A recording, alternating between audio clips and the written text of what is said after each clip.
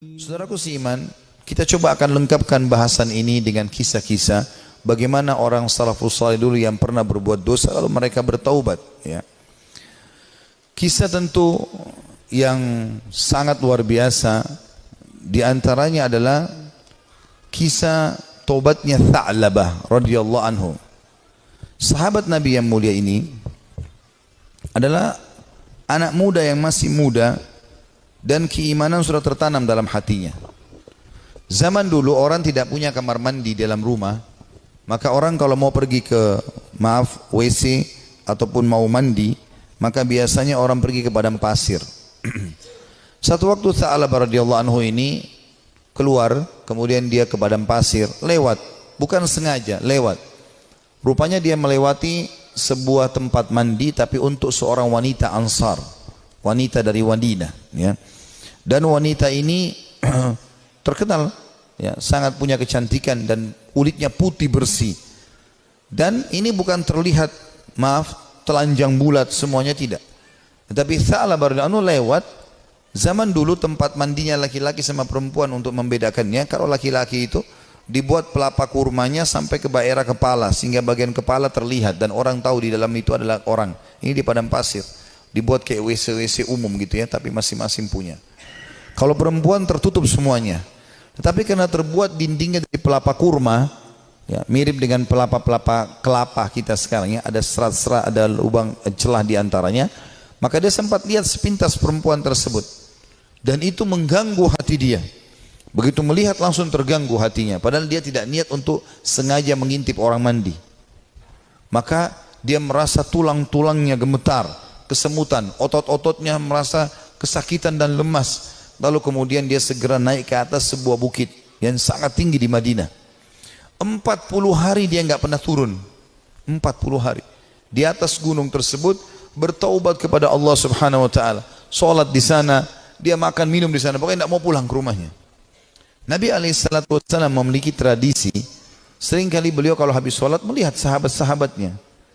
Tapi karena Tha'labah ini bukan orang yang sering ada di depan, maka Nabi SAW tidak melihat dia. Jibril alaihissalam datang setelah 40 hari dari masa perbuatan Tha'labah ini radhiyallahu anhu, mengatakan, "Hai Muhammad, Allah memerintahkan kau untuk memanggil Tha'labah yang sedang berada di atas gunung karena dia merasa bersalah dengan dosanya." Maka Nabi SAW mengutus beberapa sahabat mencari Tha'labah, ditemuilah, lalu dibawa. Begitu masuk ke dalam masjid, dia keringat dingin, wajahnya memerah, kehitam-hitaman, ketakutan sekali. Kata Nabi SAW, "Ada apa dengan engkau, hai Tha'labah?" Dia mengatakan, "Ya Rasulullah, saya telah melakukan maksiat yang besar sekali." Kata Nabi SAW, rahmatnya Allah lebih luas. Ya, kemudian waktu itu diiqamahkan solat, maka solatlah Nabi SAW bersama para sahabat. Tha'labah pun ada. Sementara solat, Nabi SAW membaca ayat tentang neraka. Maka Tha'labah pun pingsan dalam solatnya, pingsan. Setelah itu habis solat, para sahabat menyampaikan, Nabi SAW datang membangunkan. Setelah bangun, kata Nabi SAW, "Ada apa dengan kau, hai Tha'labah?" "Ya Rasulullah, saya melakukan dosa yang sangat besar bagi saya. Selama 40 hari saya merasa terus dihantui dengan ketakutan atau diselimuti dengan ketakutan ini. Merasa luar biasa, ya. Masalah saya melihat wanita tidak sengaja yang lagi mandi." Maka dia pun berkata, Nabi SAW mengatakan, "Rahmat Allah luas, mohon ampunlah."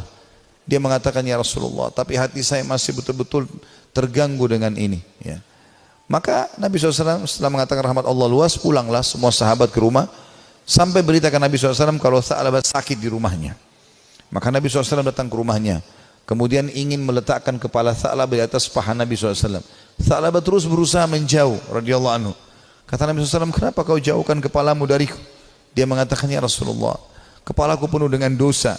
Ini bayangkan sosok seorang sahabat yang hanya sekedar melihat tidak sengaja wanita, ya, yang sedang mandi, itu pun cuma di celah-celah pelapa-pelapa kurma itu. Maka Nabi SAW mengatakan, rahmat Allah luas. "Apa yang kau rasakan, hai Tha'labah?" Kata Nabi SAW. Kata Tha'labah, "Ya Rasulullah, semenjak saya lakukan perbuatan tersebut, hatiku rasanya seperti sedang direngut, ya, seperti ditekan dengan sesuatu. Tulang-tulangku dan otot-ototku seperti kesemutan semuanya. Aku merasa ketakutan yang luar biasa. Apa harapanmu?" kata Nabi SAW. Dia bilang harapanku agar Allah memaafkan semua dosa-dosaku. Ya, bukan cuma itu saja, aku memaafkan, mohon supaya Allah maafkan semua kesalahanku. Maka Nabi SAW mendapat wahyu dari Jibril AS. Jibril mengatakan, sampaikan kepada Tha'labah, hai Muhammad, kalau Allah sudah memaafkan bukan cuma itu tapi semua dosanya. Maka Nabi SAW mengatakan, hai Tha'labah, terimalah berita gembira, karena sungguhnya Tuhanmu Allah telah memaafkanmu, dan ini Jibril datang menyampaikan wahyu itu. Maka Tha'labah pun bergembira, senyum, kemudian dia bertakbir lalu meninggal dunia. Maka pada saat dia wafat, teman-teman sekalian radhiyallahu anhu, sahabat Nabi yang mulia, saking takutnya dengan Allah sampai mati, meninggal, ajalnya datang. Waktu itu Nabi SAW mengatakan, urus jenazahnya segera, kita kuburkan, dimandikan segala macam, disolati. Habis sholat lagi mau diantar ke kuburan, Nabi SAW jalan sambil jingkrak-jingkrak, ya sedikit beliau jinjitkan kakinya. Kata para sahabat, ya Rasulullah, kenapa anda lakukan itu? Kata Nabi SAW, saya merasa malu dengan para malaikat, dan saya tidak bisa menghitung jumlah mereka yang sedang datang melayat jenazahnya Tha'labah radhiyallahu anhu. Sahabat Nabi yang mulia memberikan pelajaran kepada kita bagaimana mereka bertaubat kepada Allah Subhanahu wa ta'ala. Ada juga kisah yang lain, dan kisah ini mirip seorang tukang jagal hewan, suka menyembelih hewan. Dengan juga ada pernah kisah seorang, ya, tukang fitnah. Dua-duanya mirip kisahnya, tapi saya satukan saja. Ini disebutkan oleh para ulama tentang kisah taubatnya orang-orang terdahulu. Dua-duanya ini, tapi di waktu yang berbeda, di tempat yang berbeda, pernah melihat seorang wanita dan dia tertarik dengan wanita tersebut. Ya. Hampir setiap hari dia melemparkan godaannya kepada wanita-wanita ini. Selalu melemparkan kata-kata rayuan, tatapan mata, apalah, berikan hadiah segala macam, sampai membuat wanita ini tertarik. Tapi wanita ini orang beriman kepada Allah, tidak mau sama sekali, tidak tergoda. Diajak jalan sama-sama tidak mau, diajak ngobrol tidak mau.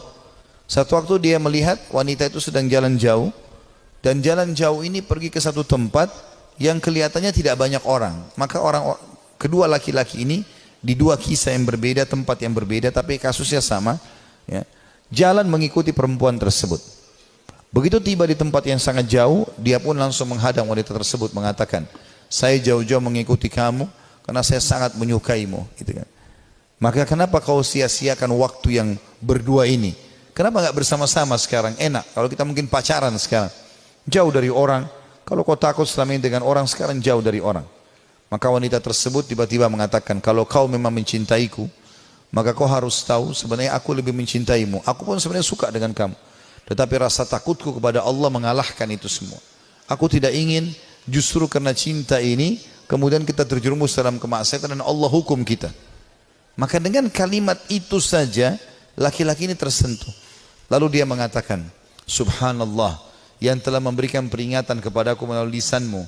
Kau takut kepada Allah dan aku tidak takut kepada Allah. Lalu laki-laki tersebut meninggalkan si perempuan tadi, dan semenjak itu dia bertobat kepada Allah Subhanahu wa ta'ala, tidak mau lagi mengenal kecuali yang halal dari mereka. Seorang salafus saleh yang lain yang luar biasa, dia karena takutnya dengan fitnah wanita, maka dia mengatakan, ya Allah, jadikanlah seluruh wanita yang tidak halal bagiku, ya, tidak ada perbedaan, atau hilangkan syahwatku dari seluruh wanita yang tidak halal bagiku. Maka dia mengatakan, demi Allah, Allah kabulkan doa saya, sehingga tidak ada syahwat kecuali pada istri saya saja, pada yang halal. Dan tidak ada bedanya antara wanita yang tidak halal bagiku dengan sebuah tembok. Artinya betul-betul mereka ingin menjaga diri dari perbuatan yang salah. Dinukil kisah yang lain, seorang anak muda. Ini kenapa saya sebutkan banyak kisah anak muda, karena memang anak-anak muda yang banyak terjerumus dalam kemaksiatan. Karena mereka punya potensi, energi, ya, banyak sekali kesempatan, dan ingin tahu sesuatu itu lebih besar daripada orang yang sudah berumur. Walaupun memang orang berumur pun bisa terjadi, tapi umumnya orang kalau sudah tua khawatir berbuat dosa. Maka ada seorang anak muda selalu berbuat maksiat di zaman Nabi Musa alaihissalam. Sibuk dengan dosa-dosa yang dia lakukan. Setiap hari diingatkan, Nabi Musa tidak mau tahu. Sampai masyarakat dari Bani Israel pun sudah merasa ini orang tidak ada lagi solusinya nih. Ini sudah tidak ada solusinya orang ini. Maka mereka mengeluh kepada Musa alaihissalam. Allah pun berfirman kepada Musa melalui Jibril alaihissalam, usir anakmu itu dari negerimu. Tidak boleh lagi ada di sana dia. Maka Musa alaihissalam menyampaikan kepada Bani Israel, kalau Allah sudah menurunkan firman-Nya menyuruh anak muda ini diusir. Maka anak muda pun itu diusir dari kota tempat Nabi Musa alaihissalam dengan Bani Israel tinggal. Terus saja dia jalan sampai tiba di sebuah padang pasir yang luas. Kemudian dia merasa dirinya sakit, lemah, terpukul karena jauh dari orang-orang. Maka dia pun lalu berkata, ya Allah, jangan engkau haramkan aku dari rahmat-Mu. Aku tahu aku telah berbuat dosa, tapi rahmat-Mu jauh lebih luas. Aku bertobat dan beristighfar kepadamu dari seluruh dosaku ya Allah. Maka maafkanlah aku. Terus dia ucapkan permohonan maafnya kepada Allah sampai 3 hari berturut-turut. Setelah itu dia meninggal dunia, si anak muda ini. Setelah dia meninggal dunia sendirian di padang pasir itu dengan kondisi menyesali kesalahannya. Maka dia pun Musa pun alaihissalam didatangi oleh Jibril. Jibril mengatakan, hai Musa, Tuhanmu Allah memberikan perintah kepadamu agar engkau keluar ke padang pasir ini dan itu disebutkan cirinya.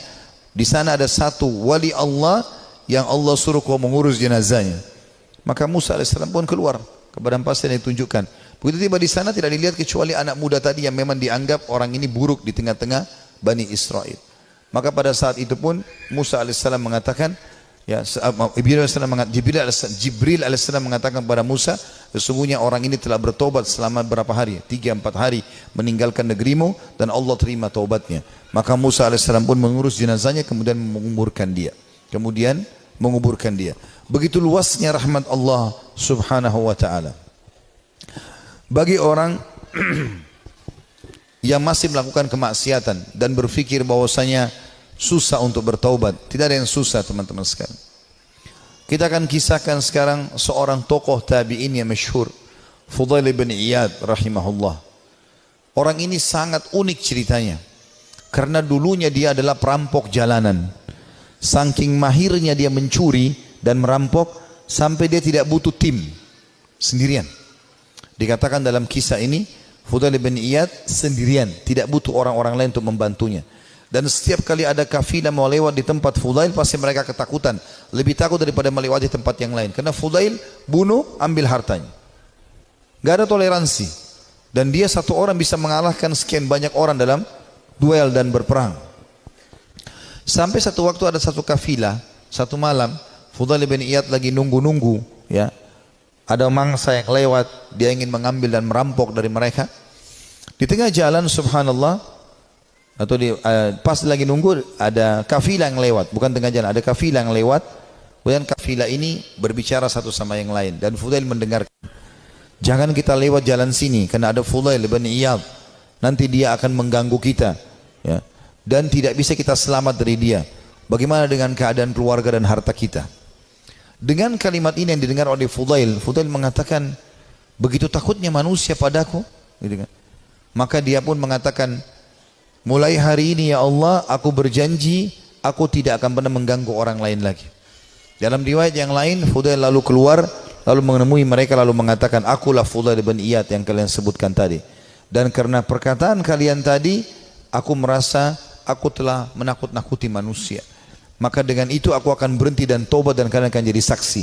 Lalu Fudail menghormati mereka menjadi tamu pada malam itu. Mulailah Fudail menyembelikan buat mereka hewan, dia berburu sendiri malam itu, dia sembelikan, dia biarkan mereka membuat kemah di sekitarnya.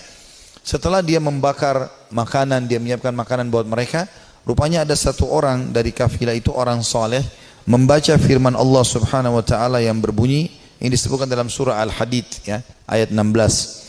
Yang Allah subhanahu wa ta'ala berfirman, a'udzubillahi minasyaitonirrajim, alam ya'ni lilladina amanu an takhsha qulubuhum li dzikrillah wa ma nazala minal haqq. Belumkah tiba saatnya bagi orang-orang beriman untuk tunduk hati mereka dan mereka tunduk hati mereka kepada zikrullah dan apa yang turun dari kebenaran dalam Al-Quran. Fudail bin Iyad orang Arab, dia faham betul makna ayat ini. Artinya, sampai kapan kamu mau lalai, kata Allah SWT. Belum tibakah saatnya bagi orang beriman untuk tunduk hatinya dan berzikir kepada Allah dan apa yang diturunkan dari kebenaran dalam Al-Quran? Maka Fudail pun menangis mendengar ayat tersebut. Lalu dia ulang-ulangi ayat itu sampai akhirnya dia menunjukkan taubatnya. Subhanallah, setelah dia taubat, mulai hari itu dia pergi ke Mekah tiap hari Mekah dan Madinah. Artinya setiap saat dia di Mekah sebentar, nanti di Madinah lagi sebentar. Tidak pernah meninggalkan dua kota yang suci ini. Dan kata para ulama, orang-orang yang pada saat itu sudah menjadi ulama, ya, kemudian menjadi sahabat dekatnya Fudail. Di antaranya Abdullah bin Mubarak, Sufyan al-Thawri. Ini semua orang-orang yang luar biasa ibadahnya, terkenal sekali kesolehannya. Itu mereka mengatakan, kami tidak pernah menemukan orang setakut kepada Allah seperti Fudail bin Iyad. Dia luar biasa, kalau datang dekat Ka'bah nangis kepada Allah Subhanahu wa taala. Kalau nangis bisa sampai pingsan karena ketakutannya kepada Allah Subhanahu wa taala, dan dia betul-betul tulus sampai akhirnya Allah letakkan hikmah, kalimat hikmah dari lisan dia. Banyak kalimat-kalimat mutiara yang disebutkan oleh Fudail bin Iyad rahimahullah, dan itu dinukil oleh para ulama. Seperti misalnya dia mengatakan sambil dia berdoa kepada Allah, tapi ini orang dengar diam-diam. Dia sebutkan diam-diam di hadapan depan Ka'bah. Dia mengatakan, "Idza azharta aibana fatadhhar wa lan nastati'a satrah." Ya Allah, seandainya Engkau membuka aib-aib kami, maka pasti akan kelihatan dan kami tidak akan mungkin bisa menutupinya. Wa nufdah, dan kami pasti akan dipermalukan. Wa idza azharta a'malana fanuhlik bi'adzabik. Dan kalau seandainya Engkau memperlihatkan amal-amal kami, akhirnya orang jadi puji-puji kami, maka kami akan binasa dan kami akan kena hukuman-Mu.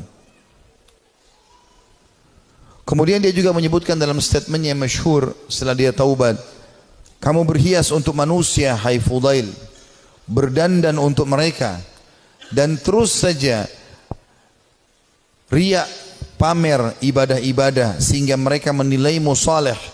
Mereka menunaikan kebutuhanmu, kemudian melapangkan tempat duduk untukmu dan bermuamalah denganmu karena mereka salah duga. Kamu buruk bila demikian adanya. Artinya orang-orang akan menilai kau seakan-akan kau itu orang soleh, padahal sebenarnya tidak, ya. Dia terus menasihati dirinya agar jangan sampai dia lalai. Ibnu Mubarak berkata, Abdullah bin Mubarak setelah melihat ibadahnya Fudail bin Iyad yang tadinya penjahat besar, perampok jalanan, suka membunuh dan merampas harta orang, sesungguhnya Fudail merupakan bukti kebenaran kekuasaan Allah Azza wa Jal yang dimuncul dengan Allah atau Allah memunculkan hikmah melalui lisannya. Dia termasuk manusia yang dikaruniai manfaat dari amal-amalnya. Disebutkan dalam Syiar Alam Nubala di jilid 8 halaman 425. Artinya ini bukti nyata tanda-tanda kebesaran Allah. Tadinya penjahat besar, pembunuh, lalu dia taubat nasuha. Dia tinggalkan semua kesalahannya. Allah tidak mau tahu masa lalu orang, tapi Allah Subhanahu wa taala menilai sekarang ke depan. Fudail berkata kepada seseorang yang bertanya, bagaimana caranya supaya bisa menjadi takut kepada Allah sebagaimana Anda ini takut? Ya, Anda bisa taubat seperti ini, luar biasa. Kata dia, kosongkan hatimu untuk sedih dan takut sampai keduanya dapat bersarang. Apabila keduanya bersarang di hatimu, maka keduanya akan membentengimu dari melakukan maksiat dan menjauhkan dirimu dari api neraka. Disebutkan juga dalam Syiar Alam Nubala jilid 8 halaman 438. Artinya dia mengatakan, yang membuat saya seperti ini, saya sengaja menanamkan rasa takut saya kepada Allah. Saya mempelajari tentang kemahabesarannya Allah Subhanahu wa taala sebagai pencipta, beratnya siksaannya kalau melanggar terus-menerus, ya. Kemudian saya biarkan tersarang dalam hati saya. Maka akhirnya itu membentengi saya dari kemaksiatan. Dia juga berkata, sedih karena Allah di dunia menghilangkan keresahan di akhirat, dan terlalu gembira di dunia menghilangkan manisnya ibadah.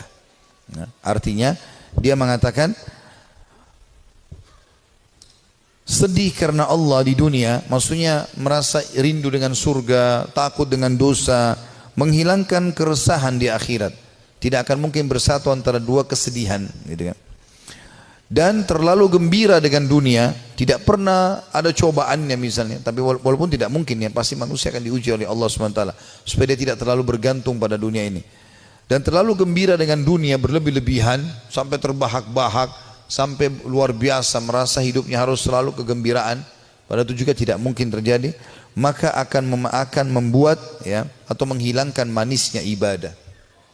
Dia juga menasihati dirinya setelah dia taubat, mengatakan, wahai jiwa, kasihan kamu ini. Kau selalu berbuat buruk, namun kau mengira dan merasa dirimu baik. Kamu tidak tahu tetapi merasa selevel dengan ulama. Kamu kikir, tapi kamu merasa dirimu dermawan. Kamu bodoh, tapi kamu merasa pintar dan cerdas. Ajalmu pendek, tapi angan-anganmu sangat panjang. Ya, ini kalimat-kalimat mutiara yang luar biasa. Rupanya setelah dia bertaubat kepada Allah Subhanahu wa taala, Allah berikan kalimat-kalimat ini kepadanya, ya. Dia mengatakan, saya ulangi, wahai jiwa, kasihan kamu. Kau berbuat buruk, namun kau mengira dirimu berbuat baik. Artinya, amal-amal yang kau kerjakan ini masih kurang. Tapi kenapa kau selalu merasa bangga? Ini dia nasihati dirinya sendiri. Karena ada orang kadang-kadang begitu, dikuasai oleh syaitan, dia merasa bangga. Saya sudah haji sekian kali, saya sudah pernah bersedekah ini dan itu, saya pernah bangun masjid satu masjid itu terus yang dibahas. Apa saja semuanya dibanggakan. Maka dia menasihati dirinya, supaya dia terus termotivasi mau ibadah. Dia mengatakan, wahai jiwa kasihan kamu. Kau sebenarnya berbuat buruk masih sedikit, tapi kau pikir dirimu sudah berbuat banyak. Kau tidak tahu, ya, tapi kau menganggap dirimu selevel dengan ulama. Ini juga banyak jadi penyakit di dalam tengah-tengah penuntut ilmu. Baru belajar setahun 2 tahun sudah merasa dirinya luar biasa. Akhirnya sudah mulai membicara tentang ulama ini, tentang ulama itu. Habis waktunya untuk itu. Maka semestinya seseorang menyadari kalau dia baru belajar, ya sudah dia belajar. Sebagaimana dikatakan oleh Fudail di sini rahimahullah. Beliau mengatakan, kau tidak tahu tapi kau merasa dirimu selevel dengan ulama. Yang ketiga dia bilang bahwa dirinya kamu kikir, tapi kau merasa dirimu dermawan. Ya, artinya berapa banyak sih yang kau sudah sedekahin sehingga kau selalu banggakan hai Fudail? Padahal sebenarnya kau bakhil. Sedikit sekali yang kau keluarkan dibandingkan nikmat Allah yang melimpah kepadamu. Ini juga, ya, tamparan yang sangat keras bagi orang yang tadi baru sedekah sekali, 2 kali, 3 kali dalam 1 bulan, dalam 1 tahun, bahkan mungkin 10 tahun sekali. Atau mungkin seumur hidup baru melakukan 1 kebaikan itu. Tadi misalnya membangun sebuah masjid atau 1 kegiatan, sudah dibangga-banggakan. Ya. Kemudian dia mengatakan yang keempat, kau bodoh, tapi merasa dirimu pintar dan cerdas. Ada orang juga ini kena penyakit ini, ya. Begitu dia sudah belajar agama, dia sudah mulai faham sedikit ayat, hadis, maka dia rasa dirinya tidak perlu belajar lagi. Ini keliru. Kita harus menuntut ilmu sampai menjelang meninggal dunia. Dan beliau mengatakan, ajalmu pendek, tapi angan-anganmu sangat panjang. Artinya banyak angan-angan yang kau bangun, tapi sebenarnya semuanya itu mengganggu hidupmu. Juga dia berkata, Fudail rahimahullah, manusia paling berdusta adalah mereka yang mengulangi perbuatan dosa yang pernah dilakukannya. Manusia yang paling dusta adalah manusia yang mengulangi apa yang pernah dia lakukan dulu. Ya. Manusia yang paling bodoh, jadi kalau dia pernah buat dosa dia ulangi lagi, berarti dia manusia paling dusta. Karena dia sudah tahu salah tapi kenapa dia lakukan. Lalu dia mengatakan manusia paling bodoh adalah manusia yang memperlihatkan amal kebaikannya. Kalau ada manusia yang mau dinilai dia paling bodoh, adalah orang yang suka pamer-pamer amalnya. Ya, saya ini lakukan, saya sudah haji sekian kali, saya sudah bangun masjid ini dan itu, saya sudah begini dan begitu. Dia banggakan amalnya. Itu manusia yang paling bodoh. Karena hilang semua pahalanya dengan dia riya. Lalu dia mengatakan manusia yang paling dekat dengan Allah, yang paling takut kepadanya. Ini juga statementnya mirip dengan apa yang dikatakan oleh sebagian ulama yang membuat Umar bin Khattab radhiyallahu anhu yang mendapatkan kemuliaan sabda Nabi SAW, wahai Ibnu Khattab, kalau kau lewat di sebuah lembah, syaitan melihat kau lewat di lembah itu, maka dia akan mencari lembah yang lain karena takut bertemu denganmu. Kata ulama, syaitan takut dengan Umar bin Khattab, padahal Umar enggak melihatnya. Bertemu dengan Umar aja syaitan cari tempat lain. Jadi jangankan menggoda, jadi dia bahkan menghindar dari Umar, padahal Umar tidak melihatnya. Karena rasa takutnya Allah SWT kepada Allah. Karena rasa takutnya Umar bin Khattab kepada Allah Subhanahu Wa Taala. Jadi siapa yang takut kepada Allah, Allah akan buat, ya, seluruh makhluk takut kepadanya. Dan siapa yang tunduk kepada Allah, Allah juga tundukkan makhluk kepadanya. Ya, semua itu siapa yang cinta kepada Allah, Allah akan buat makhluk cinta kepadanya, dan seterusnya. Juga kata beliau, manusia tidak akan sempurna sehingga agamanya mampu mengalahkan nafsunya, dan manusia tidak akan binasa sehingga nafsunya mengalahkan agamanya. Ini statement yang mulia. Beliau mengatakan, kalimat ini penting untuk digarisbawahi teman-teman sekalian. Manusia tidak akan sempurna sehingga agamanya mampu mengalahkan nafsunya. Artinya ilmu yang dia pelajari itu menjadi patokan dan pegangan hidupnya, sehingga nafsunya diawasi oleh ilmunya. Karena ilmu agama itu mengawasi kita. Ilmu agama mengawasi kita. Kalau kita belajar agama, ilmu kita halal haramnya Allah seperti bodyguard. Kita mau makan, mau minum, mau mencari pendapatan, mau bergaul, agama akan mengatakan itu boleh atau tidak boleh. Maka orang yang sempurna adalah orang yang justru ilmu agamanya itu bisa mengontrol hawa nafsunya. Dan sebaliknya, orang yang binasa adalah orang yang nafsunya mengalahkan agamanya. Jadi dia pun tahu agama tapi tetap saja dikalahkan oleh agamanya sendiri. Dan ini semua adalah hal mendasar yang perlu digarisbawahi dari nasihat yang mulia. Ini sebagian kecil ya, banyak sekali statementnya, hampir semua buku tentang tazkiyatun nafs, ya, pensucian jiwa, tentang zuhud, ya, menginginkan akhirat, gitu kan, daripada dunia, semasalah keimanan, ya, masalah penyesalan, itu selalu ada statementnya Fudail bin Iyad. Padahal tadinya dia ini seorang penjahat besar, tapi bagaimana Allah Subhanahu Wa Taala memberikan kepada dia karunia dengan taubatnya yang luar biasa, nasuha. Allah memberikan kata-kata mutiara dari lisannya. Dia juga mengatakan, Az-Zahabi berkata, ditanya kepada Fudail, apa itu zuhud? Apa itu zuhud? Mendahulukan akhirat dari dunia. Dia mengatakan banyak qanaah. Qanaah artinya merasa puas, ya, dengan apa yang telah Allah berikan. Itu namanya zuhud, kata beliau. Jadi kalau kau mau dikatakan zuhud, kau berharap akhirat dan dunia kau jalani juga, tapi akhirat kau dahulukan, adalah banyak merasa syukur kepada Allah. Lalu ditanya kepadanya tentang wara. Wara itu menjaga kesucian hubungan sama Allah. Ia menjawab, menjauh dari yang diharamkan syariat. Apapun yang Allah larang, tinggalkan. Bukan cuma yang haram, yang makruh pun ditinggalkan. Makan, minum, berdiri aja tidak dilakukan. Apalagi kalau sampai makan yang haram. Dan kita kalau tinggalkan sesuatu yang makruh, berarti yang haram akan lebih mudah kita tinggalkan. Orang kalau tinggalkan yang makruh, yang haram akan dia tinggalkan. Orang kalau kerjakan amal yang sunnah, amal wajib pasti akan dia kerjakan. Lalu ditanya juga kepada dia, apa ibadah itu? Ia menjawab, melaksanakan apa yang diwajibkan sebaik mungkin. Melaksanakan yang diwajibkan sebaik mungkin. Dan sekian banyak statement Fudail bin Iyad rahimahullah yang kita bisa ambil pelajaran darinya. Artinya tidak ada kata terlambat dalam bertaubat. Dan kalau orang taubatnya nasuha, Allah Subhanahu Wa Taala akan karuniakan untuk dia kelebihan-kelebihan yang banyak. Saya akan tutup dengan dua kisah di sini teman-teman sekalian. Salah satunya nanti yang terakhir adalah kisah yang cukup panjang, kisah Ka'ab bin Malik radhiyallahu anhu, sahabat Nabi yang mulia yang bertaubat karena dia tidak sempat ikut dalam perang Tabuk bersama Nabi alaihi salatu wassalam.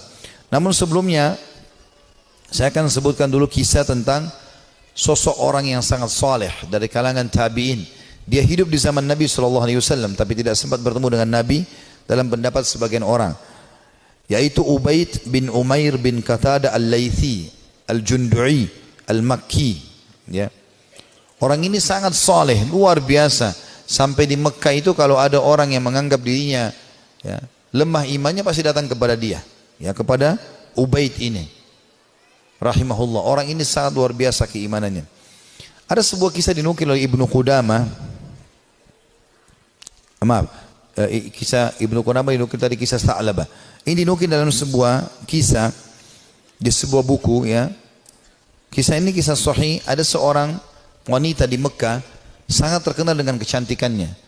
Dan wanita ini terkenal tinggi, putih, cantik, fitnah luar biasa. Tapi dia tutup wajahnya, dia pakai cadar. Dia bilang sama suaminya, satu hari dia bicara sama suaminya. Dia mengatakan, wahai suamiku, kira-kira apakah ada orang yang bisa selamat dari fitnah wajahku ini? Artinya dia coba menyebutkan sama suaminya. Kata suaminya, tentu saja ada, ya, walaupun kau cantik, tapi akan ada orang yang bisa tidak kena fitnahmu. Kata perempuan itu penasaran, siapakah itu?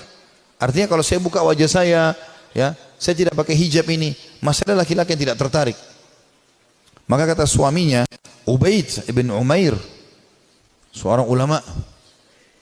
Maka tiba-tiba istrinya karena merasa tertantang datang kepada suaminya lalu berkata, wahai suamiku, Andes, apakah kau mengizinkan aku untuk coba menggoda Ubaid hanya untuk mengetes imannya, sekaligus juga mengetes apakah betul memang dia tidak kena dengan fitnah wajahku dan kecantikanku ini? Suaminya mengatakan, karena penasaran juga mengatakan, baik, saya izinkan.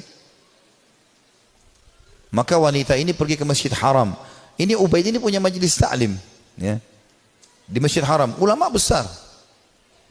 Tidak pernah sama sekali berbuat dosa dalam kisahnya, dalam kisah hidupnya. Allahu alam kalau yang dinukil dari kisah yang lain, tapi dia disebutkan orang yang sangat soleh. Kemudian datanglah wanita ini lalu mengatakan, saya punya pertanyaan Syekh. Kata dia, silahkan. Dia bilang, tapi pertanyaan ini pribadi, maka saya tidak bisa menanyakan di depan orang. Kalau bisa, saya akan meminggir dengan anda di salah satu sudut masjid ini. Karena perempuan ini terus menunjukkan kesedihannya, menangis, maka Ubaid mengatakan, baiklah, tapi tetap di depan umum, bukan berduaan-duaan khalwat. Di tiang masjid, di sebelah situ ada sekitar jemaah. Tiba-tiba wanita ini pada saat duduk depan Ubaid membuka cadarnya. Dan memang terlihat kecantikan yang luar biasa. Maka Ubaid rahimahullah mengalihkan wajahnya. Sambil kata Ubaid mengatakan, apa yang kau lakukan? Bukankah kau bertanya, kenapa kau membuka cadarmu? Dia mengatakan, sebenarnya wahai Syekh Ubaid, saya mencintaimu dan saya menyukaimu. Maka aku datang untuk menawarkan diri. Maka Ubaid mengatakan, dan aku tinggal tunggu jawabanmu. Artinya kapan kau mau? Selesai. Aku jadi milikmu, terserah kau mau apakan. Perempuan ini ingin menguji. Ubaid tidak mengenal siapa perempuan ini. Subhanallah, dia mengatakan, saya akan jawab pertanyaanmu itu kalau kau menjawab 5 pertanyaanku. Kata Ubaid rahimahullah. Tapi sambil buang muka, nggak dilihat ke wajah wanita ini. Wanita tersebut menggambarkan Ubaid tidak melihat sedikit pun ke wajahku. Padahal wanita ini depan matanya dan sangat cantik. Maka kata wanita tersebut, tanyalah. Kata Ubaid rahimahullah. Jadi tadi dia memang bilang, waktu dalam majelis, saya punya masalah, saya mau minta nasihat. Padahal dia cuma mau berbohong wanita ini. Tapi hanya mendapatkan nasihat yang benar. Apa kata Ubaid rahimahullah? Andai saja bertepatan pada saat sekarang malaikat maut datang ingin mencabut ruhmu, apakah kau akan menawarkan hal yang sama padaku? Kalau memang kau sedang berhadapan dengan malaikat maut? Kata wanita tersebut, tentu tidak. Pertanyaan kedua, andai saja kamu sedang berada dalam kuburan, tempat yang pasti kau akan datangi, dan kau sedang bertemu dengan Munkar dan Nakir, 2 malaikat akan bertanya di kuburan, dan kau sedang ditanya untuk selamat ke surga atau neraka, apakah kau juga akan berpikir tetap akan menawarkan dirimu seperti ini? Dia mengatakan tidak. Yang ketiga, seandainya kau sedang berada bersama aku di padang mahsyar, kemudian buku-buku amal sedang berterbangan, dan kau tidak tahu apakah kau akan terima dengan tangan kanan atau tangan kiri. Tangan kanan akan selamat ke surga, tangan kiri akan masuk ke neraka. Apakah kau juga akan menawarkan dirimu seperti ini kepadaku? Dia mengatakan tidak. Yang keempat, ya, andai saja kau sedang ditimbang amalmu, dan kau tidak tahu amal baik atau amal buruk di timbangan amal hari kiamat nanti yang lebih berat, apakah kau masih mau menawarkan dirimu padaku? Dia mengatakan tidak. Lalu kemudian pertanyaan terakhir yang kelima, andai saja kau sedang diminta pertanggungjawaban oleh Allah tentang kecantikanmu ini, tentang keadaanmu, ya, kelebihan-kelebihan nikmat yang Allah berikan kepadamu ini, apakah kau juga akan mengatakan kepada Allah, aku sempat menawarkan ini kepada Ubaid? Maka dia mengatakan tidak. Maka Ubaid pun mengatakan rahimahullah, kalau gitu bertakwalah kepada Allah dan jagalah dirimu serta nikmat Allah yang ada padamu. Maka tiba-tiba perempuan tersebut menangis terisak-isak. Lalu kata Ubaid, pulanglah. Lalu Ubaid berdiri tanpa melihat sedikit pun ke wajah wanita tersebut. Setelah dia pergi, wanita itu pulang ke rumahnya. Suaminya sudah menunggunya, ingin mengetahui berita apa yang ada sebenarnya.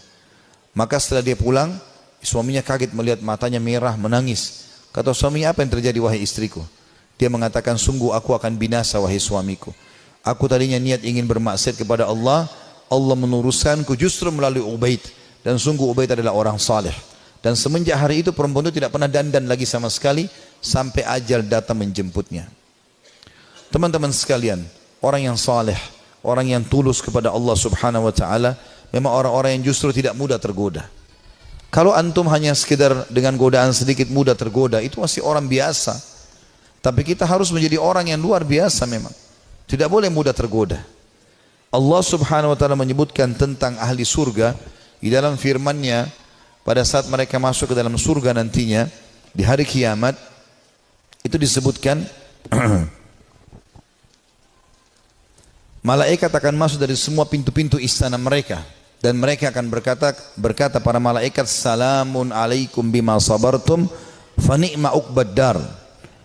Selamat buat kalian, keselamatan buat kalian atas kesabaran kalian. Dan ini sebaik-baik tempat untuk kembali. Surga maksudnya. Kata ulama tafsir, yang dimaksud dengan makna malaikat akan berkata, ya, selamat atas keselamatan, atas kesabaran kalian, karena mereka sabar dalam 3 hal. Ini butuh kesabaran teman-teman sekalian. Yang pertama, sabar dalam mengerjakan ketaatan. Untuk bangun sholat, untuk tutup aurat, mencari pendapatan halal, ya, itu semua butuh kesabaran. Duduk di majelis ilmu seperti ini butuh kesabaran. Bangun sholat malam butuh kesabaran. Bersedekah padahal kita butuh kesabaran. Berbakti dengan orang tua yang sudah sangat tua butuh kesabaran. Konsisten dengan kejujuran butuh kesabaran. Perjuangan semuanya butuh sabar. Ini sebab masuk surga karena kesabaran. Yang kedua, sabar dalam menolak kemaksiatan. Jadi semua kita di sini yang hadir punya peluang berzina, punya peluang berbohong, punya peluang melakukan semua dosa. Bukankah sekarang di zaman kita fitnahnya sangat besar? Di handphone kita bisa masuk penawaran zina dengan sangat mudah. Bukankah sangat mudah kita untuk riba, menipu, mencuri, apa saja? Tapi subhanallah butuh kesabaran. Sabar dalam meninggalkan kemaksiatan. Sabar. Dan kata ulama, beda pahalanya antara orang yang meninggalkan maksiat karena dia tidak punya peluang. Misal dia cuma sepintas lihat spanduk ajakan untuk ke diskotik, atau dia ada penawaran apa, lalu dia bilang, ya saya nggak suka, cuma sebatas itu. Beda pahalanya dengan orang yang sedang bergejolak godaan yang luar biasa. Jadi misalnya memang lagi ada lawan jenis yang mengganggu dia, kemudian dia bergejolak juga ingin mengikuti hawa nafsunya, itu beda pahalanya.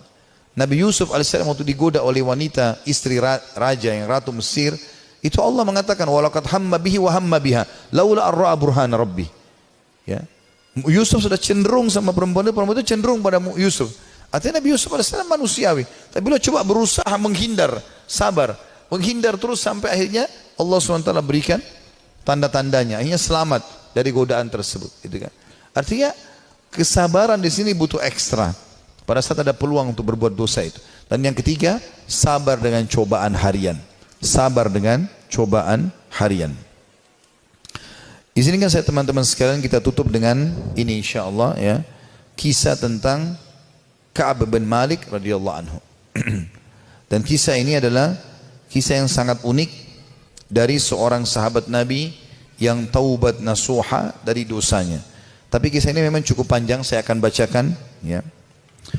Dia mengatakan dalam riwayat Bukhari, dalam riwayat yang sahih, aku tidak pernah tertinggal, kata Ka'ab bin Malik, dari Rasulullah SAW dalam peperangan apapun yang dipimpin oleh beliau, kecuali dalam perang Tabuk. Dan perang Tabuk ini terjadi perang terakhir Nabi SAW sebelum beliau meninggal. Setelah pembebasan kota Mekah, beliau menuju ke wilayah Tabuk, dan Tabuk ini jaraknya sangat jauh dari Madinah, dan waktu itu musim panas. Dan musim panas ini puncak-puncaknya panas, biasanya buah kurma lagi sangat bagus ya, hasil panennya. Justru makin panas makin bagus kualitas kurma.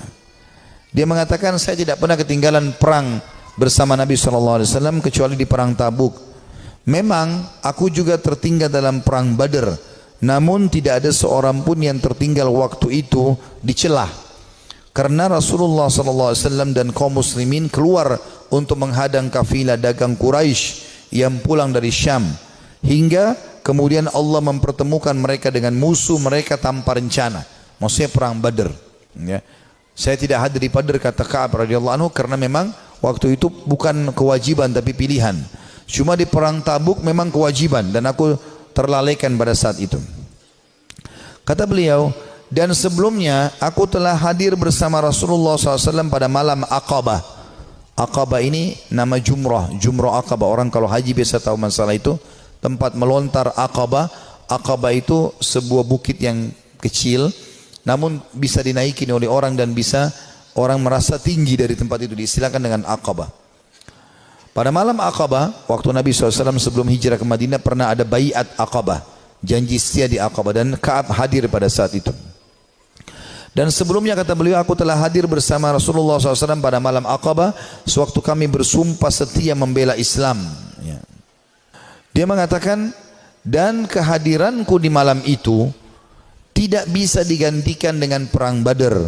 Walaupun perang Badar lebih dikenang di tengah orang-orang daripada Baiat Aqabah atau janji setia di Aqabah. Dan di antara kisah hidupku adalah ketika aku tertinggal dari Rasulullah SAW pada perang Tabuk, aku tidak pernah merasa lebih kuat dan lebih mampu daripada keadaanku ketika aku tertinggal dari perang itu. Jadi maksudnya pada saat itu aku tidak punya alasan untuk tidak ikut perang Tabuk. Waktu itu Nabi SAW mewajibkan semua laki-laki yang kuat dan tidak punya udzur, ya. Pada saat itu aku sangat kuat, belum pernah aku sekuat itu sebelumnya. Demi Allah, aku sebelumnya tidak pernah memiliki dua kendaraan, namun di perang itu aku memilikinya.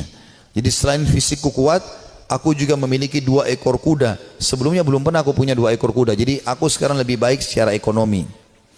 Rasulullah SAW tidak pernah menginginkan peperangan, melainkan beliau menyembunyikan daerah sasarannya dengan mengisyaratkan seolah-olah beliau menuju yang lainnya. Hingga pada perang itu Rasulullah SAW berperang menuju Tabuk dalam musim yang sangat panas dan menghadapi perjalanan yang sangat jauh menempuh padang pasir. Dan menghadapi jumlah pasukan yang sangat besar, beliau menjelaskan kepada kaum muslimin tentang urusan mereka yang sangat serius, agar mereka bersiap-siap dengan segala perbekalan mereka untuk menghadapi perang. Beliau menjelaskan kepada mereka arah mana yang hendak beliau tuju. Artinya pada saat itu Nabi SAW mewajibkan semua laki-laki, dan Nabi mengingatkan, ini yang kita datangi pasukan Romawi, jumlahnya sampai 250.000 personil. Jumlah sahabat itu sekitar 30.000 saja, ya. Maka Nabi SAW ingatkan para sahabat waktu itu, orang-orang Islam, kata Ka'ab radhiyallahu anhu, yang bersama Rasulullah SAW sangat banyak, dan mereka tidak didaftar dalam buku induk, atau maksudnya buku induk negara, ya. Ka'ab berkata, melanjutkan, maka hampir tidak ada yang ingin absen dari perang, kecuali dia menduga bahwa hal itu tidak akan diketahui selama tidak ada wahyu yang Allah jelaskan atau turunkan. Rasulullah SAW lalu berangkat ke perang itu ketika buah-buahan sedang masak dan pohon-pohon menjadi rindang. Ya, perlu kita ketahui penduduk Madinah, kebetulan Ka'ab juga orang Madinah, pendapatan utama mereka adalah kurma. Pendapatan utama mereka adalah kurma. Dan pada saat itu musim panas dan puncak-puncaknya kurma akan panen. Sekitar 2-3 hari lagi akan panen. Tiba-tiba Nabi SAW bilang, jihad, sekarang kita harus keluar. Maka ini ujian yang sangat luar biasa. Beliau mengatakan Rasulullah SAW berangkat pada perang itu ketika buah-buahan sedang masak dan pohon-pohon menjadi rindang. Maka aku lebih cenderung kepadanya, kepada hasil panen. Rasulullah SAW dan kaum muslimin yang bersamanya sedang berkemas-kemas, dan aku pun segera pulang untuk bersiap-siap bersama beliau. Tapi setelah aku pulang, aku tidak melakukan apa-apa. Aku berkata dalam hati, aku bisa melakukannya kapan saja aku mau. Begitulah keanggapan terus menyergapku, hingga orang-orang terus berbenah dengan serius. Maka pada pagi harinya Rasulullah SAW dan kaum muslimin bersamanya berangkat menuju perang. Sementara aku belum melakukan persiapan apa-apa. Kemudian aku beranjak lalu kembali tapi tanpa melakukan apa-apa. Hal itu membuat akhirnya aku tidak berangkat dan aku tertinggal. Dan aku bertekad akan menyusul mereka, ya, pada saat tiba di sore hari. Dan seandainya saja aku lakukan itu, maksudnya menyesal, coba aku lakukan, ya.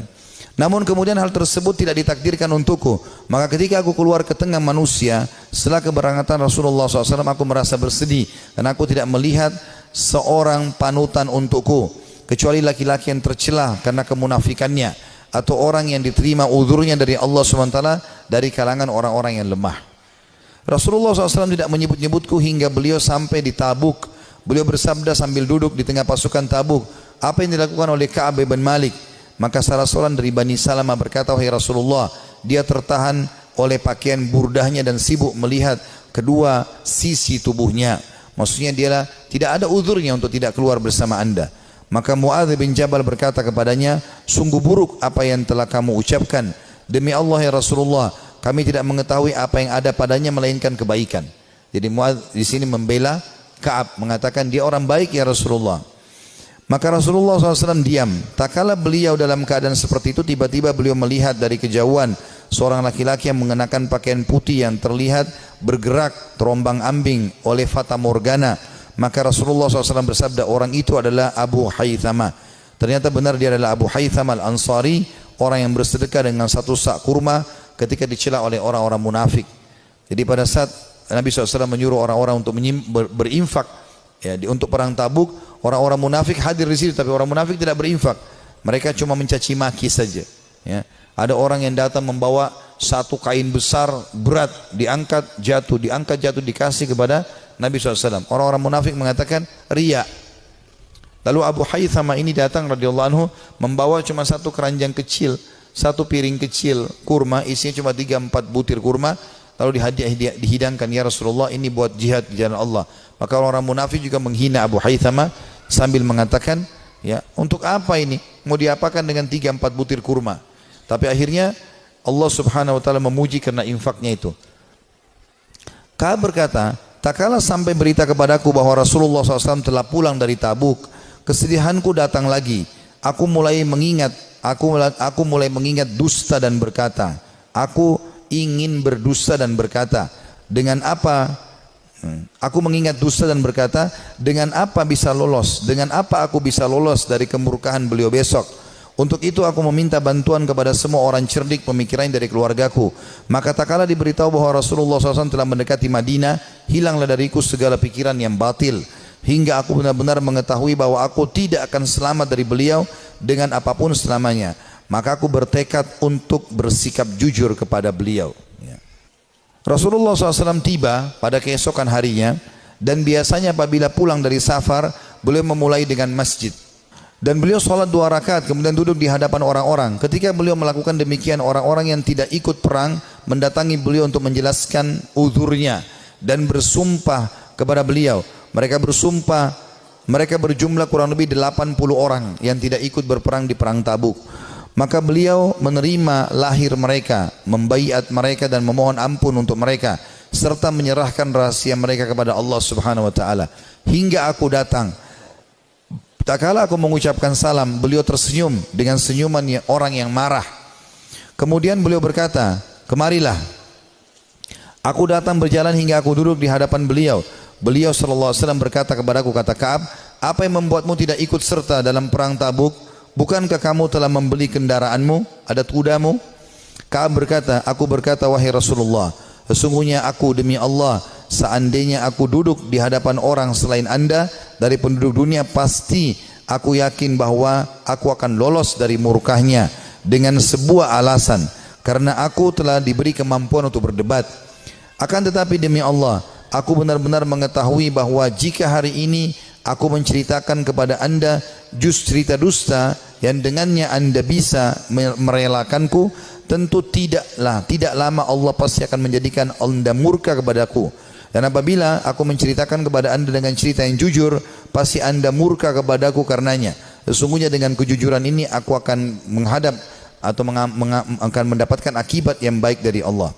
Demi Allah aku tidak punya uzur.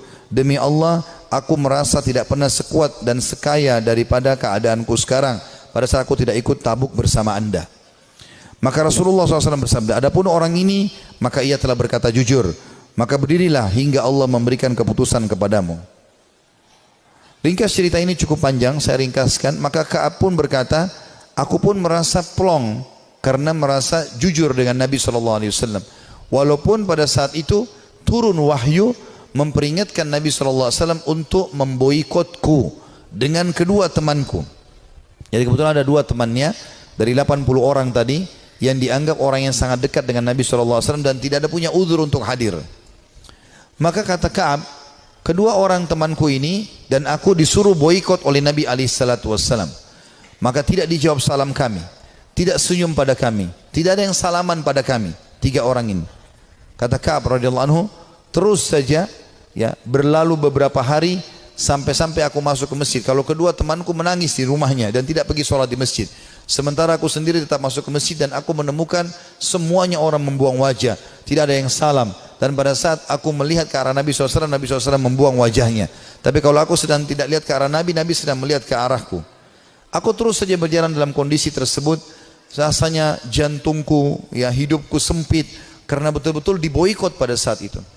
Setelah berjalan kurang lebih 30 hari, sebulan dari masa itu, maka datang perintah dari Nabi SAW, perintah dari Allah agar ketiga orang ini menjauhi istri-istri mereka, termasuk Ka'ab. Maka mereka pun ya melakukan itu. Kata Ka'ab waktu datang utusan Nabi SAW, apakah Nabi menyuruh aku menceraikan istriku? Kata Nabi SAW, kata utusan Nabi SAW, tidak, sama sekali tidak. Tidak ada sama sekali perintah untuk menceraikan, kamu hanya disuruh pisah saja. Kemudian kedua sahabatku, kata Ka'ab, memohon kepada Nabi SAW agar istri-istri mereka memohon kepada Nabi SAW untuk tetap bisa serumah walaupun tidak ada biologis, tapi melayani makan dan minum suaminya. Lalu Nabi SAW izinkan, tapi tidak ada biologis di antara mereka. Lalu kata orang-orang kepada Ka'ab, hai Ka'ab, kenapa kau tidak minta seperti dua sahabatmu tadi?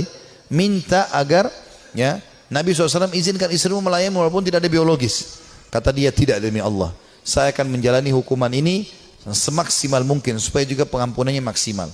Kata Ka'ab, dalam kondisi seperti itu, satu Madinah memboikot, istriku juga tidak boleh serumah denganku, maka aku menemui seseorang yang datang dari luar Madinah lalu teriak-teriak sambil mengatakan, mana Ka'ab bin Malik, mana Ka'ab bin Malik. Begitu aku melihat orang tersebut, aku mengatakan aku Ka'ab.